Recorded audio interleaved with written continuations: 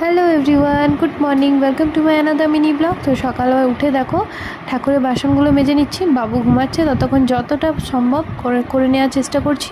তারপর চলে গেছিলাম কিচেনে, এখনও বাবু ঘুমাচ্ছিল। কিচেনে গিয়ে কিচেনটা পুরো পরিষ্কার করে নিয়েছি।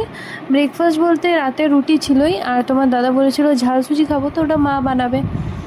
আর তারপরে চলে গেছিলাম রান্নাঘরে, কিছু বাসন ছিল যেগুলো মাজতে। আমরা রান্নাঘরে বাসন কাকিমাকে দিই না, তাই এই বাসনগুলো আমি বা মা দুজনেই মাজি।